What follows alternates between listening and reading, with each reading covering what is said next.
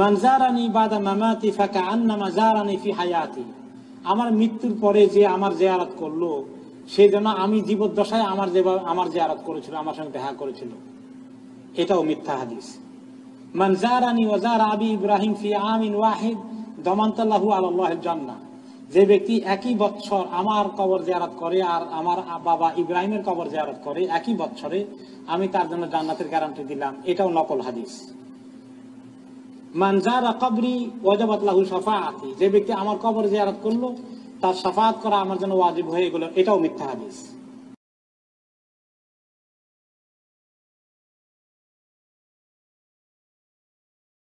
বরং তাদের মূল উদ্দেশ্য হলো, তাদের মূল দাওয়া হলো আল্লাহর হাবিব সাল্লাল্লাহু আলাইহি ওয়া আলিহি ওয়াসাল্লামের জিয়ারতের উদ্দেশ্যে সফর করাই যাবে না, এবং যদি কেউ এই উদ্দেশ্যে সফর করে তাইলে গুনাহগার হবে, এবং এই সফরে নামাজ কসর করাও ঠিক হবে না। এটা হলো তাদের মূল বিষয়। এই হাদিসগুলি আসল নয়।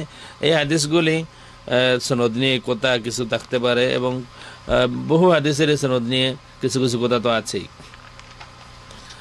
হাফিজ ইবনে তাইমিয়া ওনার কিতাব ইক্তিদা সিরাতুল মুস্তাকিম, এই কিতাবের আমার কাছে যে নুসখা আছে এই কিতাবের 422 এবং 23 পৃষ্ঠায় তিনি একসাথে বলে দিতেছেন, আল আহাদিসু ফি জিয়ারাতি কবরিন নবী সাল্লাল্লাহু আলাইহি ওয়া আলিহি ওয়াসাল্লাম কুল্লুহা মাকযুবাতুন মাওদুআহ। আল্লাহর হাবিব সাল্লাল্লাহু আলাইহি ওয়া আলিহি ওয়াসাল্লামের কবর জিয়ারত সম্পর্কিত तमाम হাদিস মিথ্যা এবং বানোয়াট।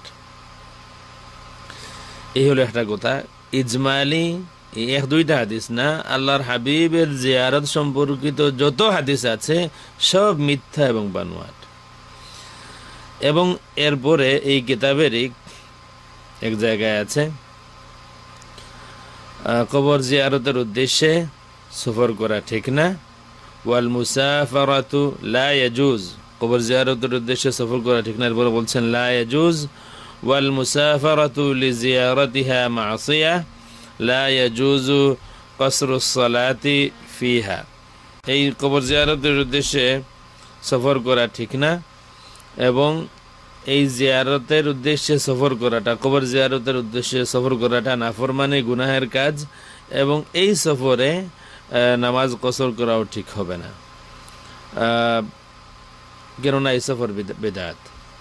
আমি এক নালায়েক, আল্লাহর হাবিব সাল্লাল্লাহু আলাইহি ওয়া আলিহি ওয়াসাল্লামের একজন অত্যন্ত নগণ্য নগণ্য নগণ্য উম্মত। আমি আমার কথা বলছি। আমার দয়াল নবীজির কবর শরীফ জিয়ারতের জন্যে সফর করতে যাওয়ার পক্ষে আমার দলিল লাগবে না, আমার দলিলের প্রয়োজন হবে না। যে আল্লাহর হাবিবের, যে আমার দুনিয়ার সব সফর সম্পর্কে আমার কোনো চিন্তা নাই, শুধু আল্লাহর হাবিবের সফর সম্পর্কে আমার দলিল লাগবে। এই সফরে যাওয়া ঠিক হবে কি ঠিক হবে না। গোলাম যে হয় তার দলিল লাগে না যে আমি আমার মুনিবের, আমি আমার হাবিবের, আমি আমার প্রিয় নবীজির কবর শরীফ জিয়ারতে যাব, দেখি তালাশ করে কিতাবের মধ্যে এই সফরটা ঠিক আছে কিনা। আমার দলিল লাগবে না। আশিক এ গোলামের দলিল লাগে না। আমার বাবার কবর জিয়ারতে যাওয়ার উদ্দেশ্যে যদি সফর করা লাগে, আমরা কেউ দলিল তালাশ করবো না যে হুজুর দেখেন তো আমি আমার বাবার কবর জিয়ারতে যাব, এখান থেকে 100 মাইল দূর, 1000 মাইল দূর, 6000 মাইল দূর আমি যেতে পারি কিনা। দলিল লাগবে না। আশিক গোলামদের জন্য দলিল লাগে না।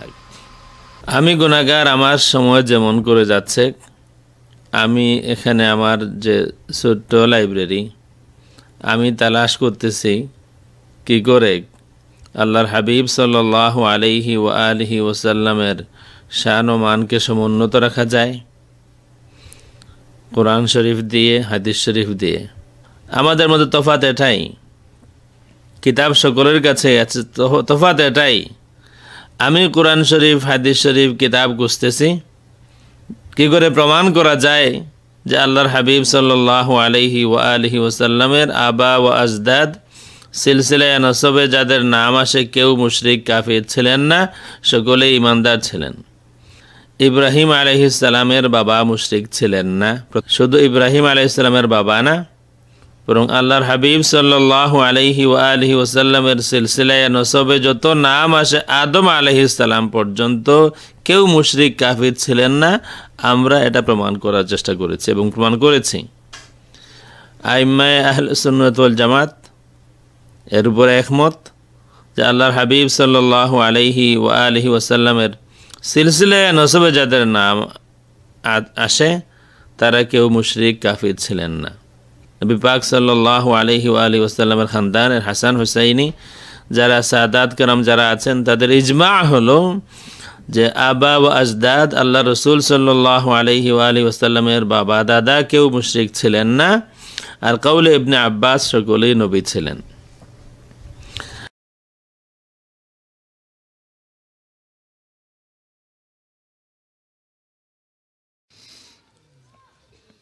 অসংখ্য অগণিত দুরূদ ও সালাম দুনিয়া ও আখিরাতে আমার সকল ওসিলার ওসিলা, আমার সকল সান্ত্বনার শেষ সান্ত্বনা, সকল আশার শেষ আশা নবী মুহাম্মদুর রাসূলুল্লাহ সাল্লাল্লাহু আলাইহি ওয়া আলিহি ওয়াসাল্লামের দরবারে।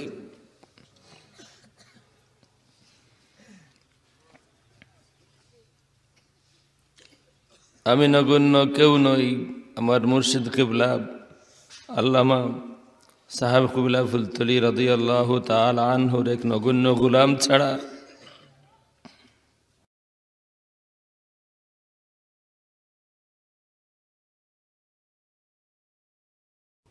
সেদিনও আমি সাহেব কিবলার পক্ষ থেকে আজকের এই মেহমানকে দাওয়াত দিয়েছিলাম, তিনি বলেছিলেন ইজাজত নাই। সেদিন বলেছিলেন ইজাজত নাই, কোনোদিন সাহস করে জিজ্ঞাসা করি নাই কার ইজাজত নাই। প্রতি বছরই দাওয়াত দিতাম, প্রতি বছরই বলতাম আমাদের বাংলাদেশ, বলতেন ইজাজত নাই। এই বছর যখন দাওয়াত দেওয়া হলো বললেন হ্যাঁ ইজাজত আছে, কিন্তু সাহস হলো না জিজ্ঞাসা করব শেখ কার ইজাজত আছে। সব কিছু রেডি হলো, ঢাকায় তিনি ল্যান্ড করলেন। ঢাকা থেকে সিলেটের উদ্দেশ্যে এখানে আসার পথে একবার নিজে থেকেই বললেন যে আল্লাহর হাবিব সাল্লাল্লাহু আলাইহি ওয়া আলিহি ওয়াসাল্লামের ইজাজত না পাওয়া পর্যন্ত আমি বাংলাদেশ সফরের নিয়ত করি নাই। এবং আজকে এই আসার সময় একটি সুসংবাদ আমাকে শুনিয়েছেন। আমি এই সংবাদটি আপনাদের খেদমতে আরজ করার পেশ করার অনুমতিও চেয়েছি। কয়েক সেকেন্ড চিন্তা করে বলেন ঠিক আছে।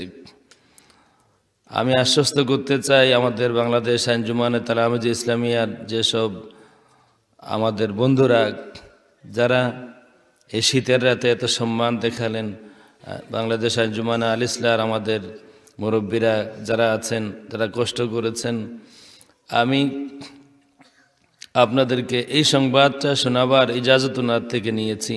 অনেক কথাই বলেছেন, কিন্তু সব কথা হয়তো বলার ইজাজত নাই। স্পেসিফিকলি এই কথা বলার ইজাজত আমি একটু আগে নিয়ে এসেছি। জিজ্ঞাসা করেছিলাম যে আপনি তো ইজাজত চাইলেন, জবাবটা কি আসলো? বলেছেন, বাট আপনাদের সামনে বলতে নিষেধ করেছেন বা বলার মতো ইশারা হয় নাই। বলেন আমি আরেকটি ইশারার অপেক্ষায় আছি। বাংলাদেশে এই সফরে থাকা অবস্থায় আরেকটি ইশারার অপেক্ষায় আছি। হতে পারে আজকে এই শাহ মুস্তফা সৈয়দ শাহ মুস্তফা রহমতুল্লাহি তাআলা আলাইহির মাজার শরীফ জিয়ারতে যাওয়ার পথে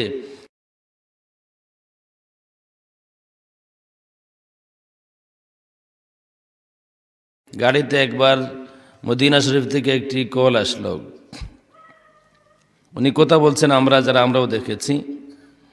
যখন সৈয়দ শাহ মুস্তফা রহমতুল্লাহি তাআলা আলাইহির মাজার জিয়ারত শেষে এই মাহফিলের উদ্দেশ্যে আমরা আসছি, তখন বললেন ইমারাত থেকে ওনার এক মামাতো বোন এসেছেন জিয়ারতের উদ্দেশ্যে, এবং যখন কল আসে এর কিছু আগে তিনি রিয়াজুল জান্নাতে মা বাইনা আল্লাহ রসুল সাল্লাল্লাহু আলাইহি ওয়া আলিহি ওয়াসাল্লাম এবং সাইয়্যিদিনা আবু বকর সিদ্দিক রাদিয়াল্লাহু তাআলা আনহু দুইজনের মাঝে ছিলেন রিয়াজুল জান্নাতের ভিতরে।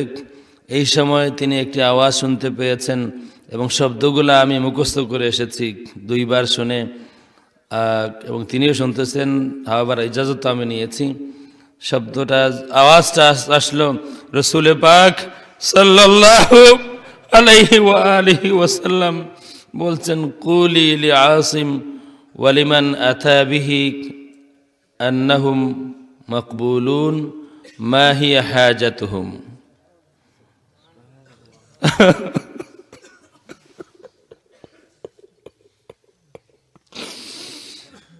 কুলি,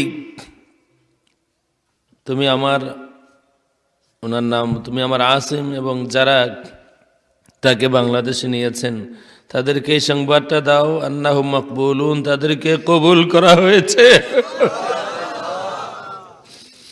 এবং দুইবার আওয়াজ শোনা গেল মাহিয়া হাজাতুহুম, তাদের হাজত কি, তাদের হাজত কি।